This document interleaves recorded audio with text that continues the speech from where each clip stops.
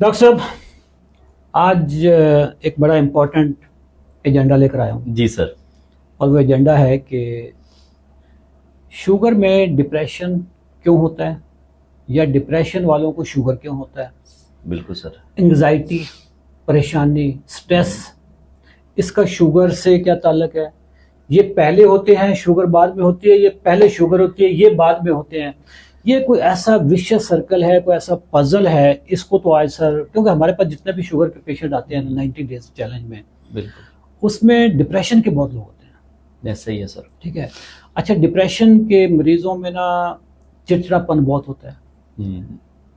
उनको जैसे they are behaving like kids, जैसे 2 साल 4 साल का अटेंशन सीकर बहुत होते हैं।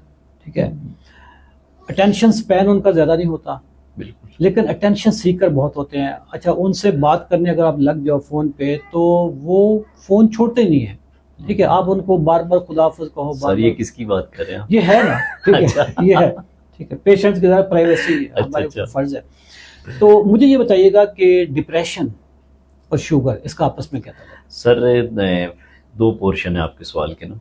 एक तो है कि क्या डिप्रेशन के पेशेंट में शुगर हो सकती है, तो पहले मैं इसका आंसर करता हूँ।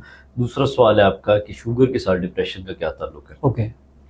जो लोग बहुत ज़्यादा डिप्रेस रहते हैं, डिप्रेशन की जो कॉमन अलामात होती है, एक तो नींद का ना आना, बहुत ज़्यादा अपने आप को फटीग, टायर्डनेस फील करना, हर टाइम इरिटेबिलिटी, बेचैनी, हर टाइम लड़ाई झगड़े वाली कैफियत, और अपने आप को बेकार सा फजूल सा समझना कि मेरे तो कोई वर्थ ही नहीं है, वर्थलेस फील करना अपने आप को, सेल्फ एस्टीम कॉम्प्रोमाइज हो चुके हैं।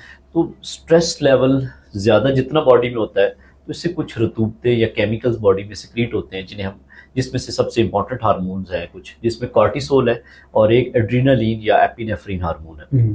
सर ये जो हार्मोन्स है ना, बेसिकली ये समझें कि शुगर लेवल को बढ़ाते हैं।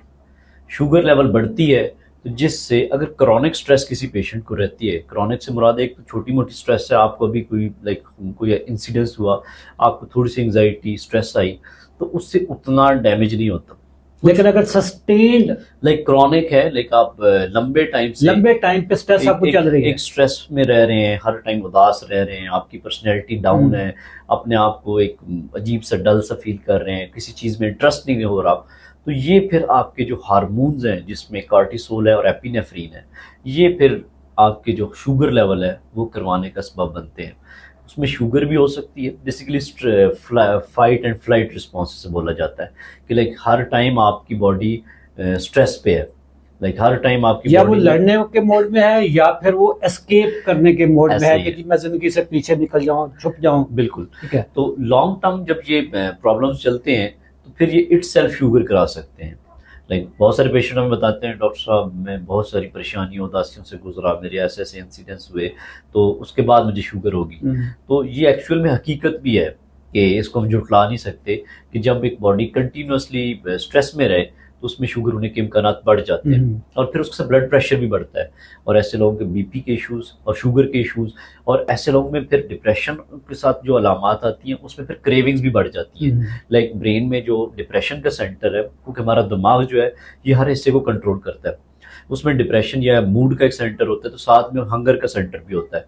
तो जितना आपका मूड डाउन होगा, डिप्रेशन होगी, उतना आपका खाने को भी जी जाएगा। अच्छा, मूड का जो सेंटर है और खाने वाला सेंटर है वो एक दूसरे के करीब करीब, मतलब इनके किचन साथ साथ ही है। ठीक है। आप बहुत खुश होंगे तब भी आपको खाने का बहुत ज्यादा जी जाएगा, और आपका जब मूड बहुत डिप्रेशन वाला होगा, बहुत ज्यादा डाउन होगा, तो उस टाइम भी आपका खाने को बहुत ज्यादा जी जाएगा। अगर ऑपरेशन करके बंदे का वो जो खाने वाला सेंटर है उसको कान के करीब बंदा कर दे तो ऐसा भी पॉसिबल है? सर मेडिकल साइंस को चेंज ना करें आप। अच्छा ठीक है, फिर आपको लोग तंग करेंगे।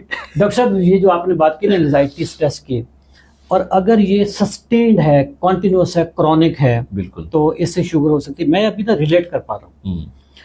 मेरा ये जो टाइम था ना सन 2000 से 2004 तक का, जी सर, ये मेरा ना बड़ा स्ट्रेस वाला टाइम था, बहुत स्ट्रेस थी।